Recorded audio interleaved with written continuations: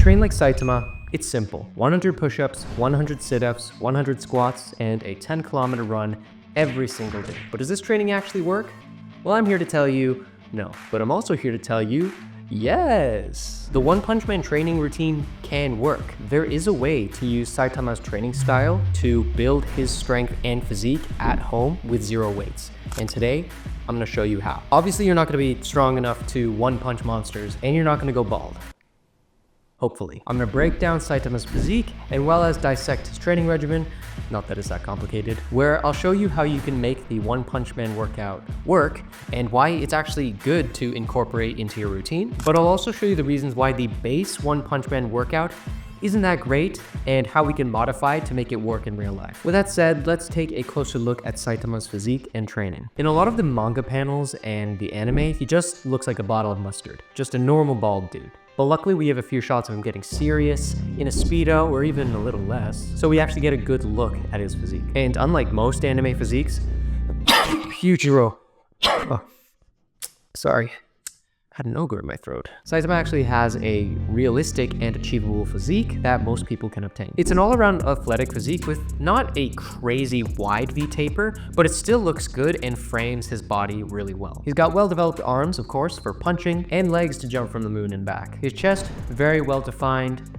but not too massive, and his delts are actually pretty good, giving him that capped shoulder look. While we don't have that many back shots of Saitama, we can still assume that he has really nice, well-developed back muscles. Overall, his physique isn't too massive, and it's honestly one of the most achievable and realistic physiques in most of anime. He's compact, he's strong, and he's built for performance, so focusing on compound movements is going to be our go-to. But the main sell of Saitama's physique is how lean he is. In both the manga and the anime, we can see visible striations in his muscles, and he has very visible abs. And given everything else we just mentioned, it's not a surprise that he's on the leaner side. Now, to address the giant Santachoro in the room, some of you might just say that training like Saitama is as simple as the 100 push-ups, 100 sit-ups, 100 squats, every 10-kilometer run, yada yada yada. And to that I say, you'd be right.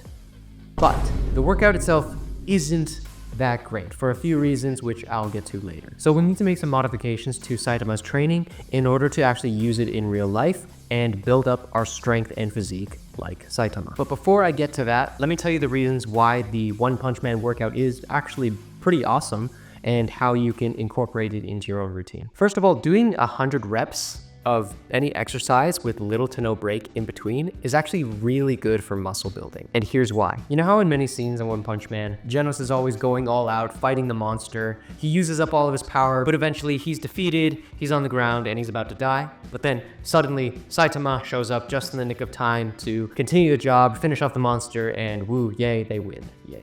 Well, that's exactly what your muscles are doing. When doing high rep endurance training, it's your slow twitch muscle fibers that are going to be worked first and that are going to be fatigued first. But once you run out of energy in your slow twitch muscle fibers, your fast twitch muscle fibers are going to kick in and help you perform and finish the set. So high rep training is working all of your muscle fibers, including your fast twitch muscle fibers, which is for higher explosive movements. Combined with the increased blood flow to your muscles with the high reps is a recipe for great muscle and strength gains. Another great benefit of high rep training is just it's a big time saver. When you're doing all of these high repetitions all compact together with very little rest, you could probably get it done in maybe a few minutes. In fact, there are times where I didn't have time to work out. So what I would do is just whatever day I was performing, I would do 100 reps of the most basic exercise for that day, and it would probably take maybe 15-20 minutes and I'd be good to go. So you can get a thorough workout in a short amount of time with high rep training.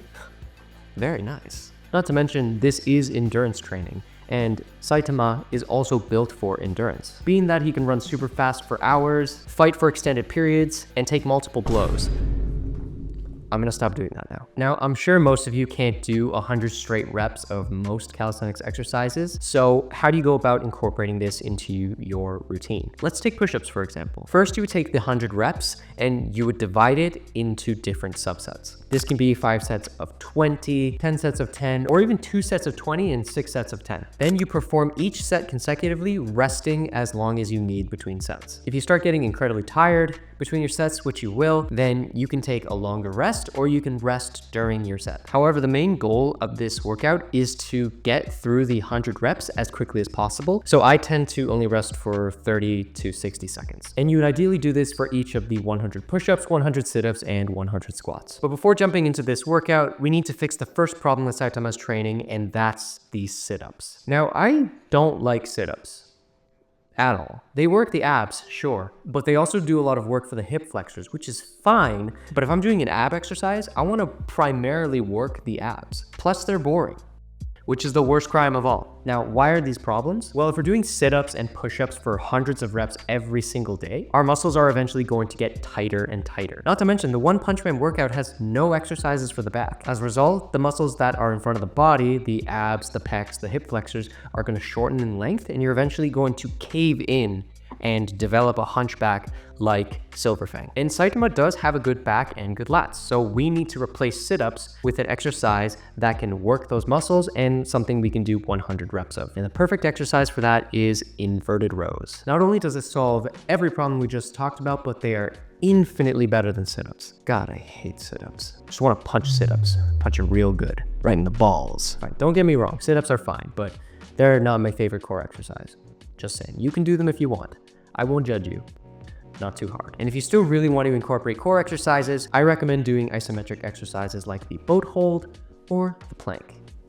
Easy. So now the workout is balanced, but we still have a huge problem. See, the issue of doing 100 straight reps of push-ups is that if you're a beginner, it's probably going to be too hard. And if you're more advanced, it's probably going to be way too easy. And just training 3 exercises isn't going to emphasize all of the muscles we talked about in the physique breakdown. And this is mainly a problem of exercise variety. Now, there's really no limit to the variety of exercises you can do for the 100 reps, but here are a few that I recommend that will help emulate Saitama's training and physique the best. For one, Saitama has some crazy explosive power and strength, so throwing in things like explosive push-ups, explosive rows, archer push-ups, and archer rows can really help develop those aspects. And you don't have to limit yourself to just rows. Saitama does have good lats, so throwing in some pull-ups isn't a bad idea. We also see Saitama jumping around a lot in the show and even to the moon and back. So having some explosive moves for the legs like explosive squats and single leg hops is going to help super well. Pike push-ups are incredible for developing those cap shoulders Saitama has, and we want to develop those striations that show up when Saitama punches Sentichoro into oblivion. Lunges are also really nice because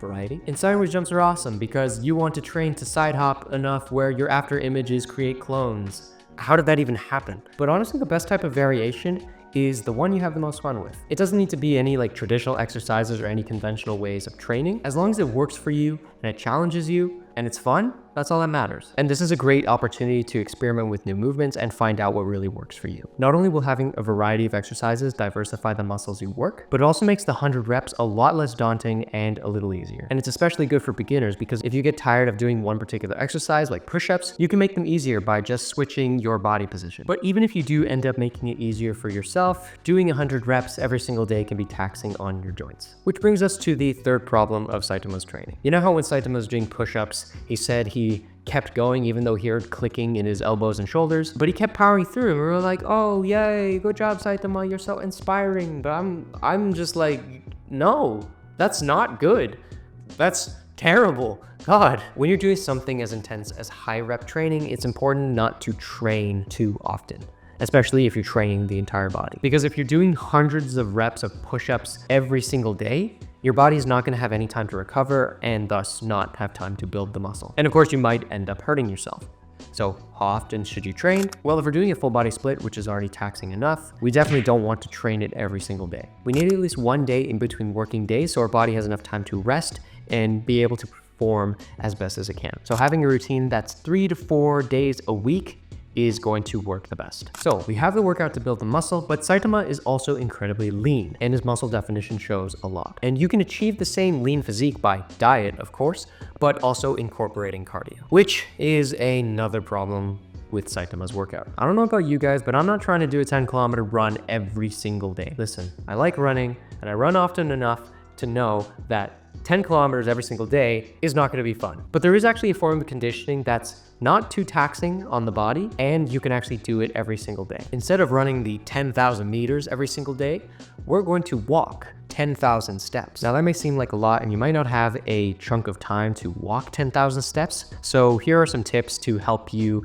achieve that a lot easier. For one, walking to work or school every day can help accumulate those steps. But if you must drive, I recommend parking further away from campus or buildings so that you have to walk more to get there. Instead of the elevator, take the stairs. Or if you want to, ride the elevator up a few floors and then take the stairs from there. Even just pacing back and forth in your room can count as walking your steps. Walking 10,000 steps, I think, is just an underrated form of cardio, and it's something that everybody should strive to do every single day, regardless if you follow this routine or not. And speaking of routine, here's how I would train like Saitama if I did his 100 rep training to build his physique. Now, I know I just listed like 100 push-ups, 100 rows, and whatever. So here's the more detailed version. As you can see, I divided my 100 reps into different exercises. The goal is to rest as little as possible, between 30 to 60 seconds, and complete the set as quickly as possible. Now, you don't need to follow this exactly. In fact, it's a little bit intense. But the beauty of this workout is that you can make it your own with whatever variety of exercises you want. But I get that some of you want a more structured routine and more of a traditional reps and sets workout. 100 rep training isn't going to be for everybody. So if you want a more traditional rep and set training routine, you could check out my Train Like Toto guide right here.